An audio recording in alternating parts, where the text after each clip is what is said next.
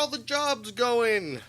That's what they're asking. Where are the jobs going? Here we are. We spent, what, $800 billion on stimulus to create jobs, and unemployment is still going up. And of course, a lot of people like John Boehner are saying stuff like, well, obviously the stimulus has failed. We spent all that money for nothing.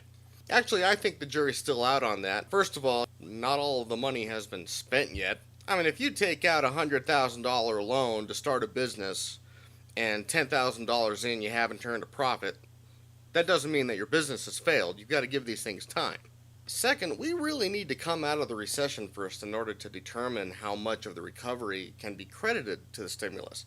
As for why unemployment is going up, it doesn't necessarily mean that the stimulus isn't doing what it's supposed to, which is to create or save jobs. Of course, eventually someone's going to have to quantify what saved jobs are. It's kind of vague right now, and deliberately so. It's a rhetorical statement, so the White House and Congress can basically cover their asses. Of course, the administration could do a better job of quantifying that in the interest of transparency, right? I mean, all they have to do is count, how many teachers, police, or firefighters didn't lose their jobs because of the stimulus. And while we're at it, were there any new hires as well?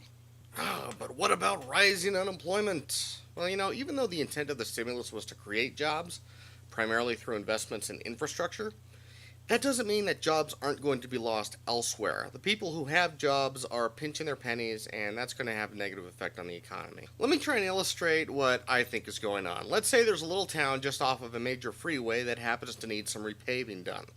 The stimulus comes along, it creates 100 jobs. They hire people that are laid off from, say, a local factory that's had to slow down production because of the recession. Let's say the factory then lays off another 100 to 200 workers. Does that mean that the stimulus has failed this little town?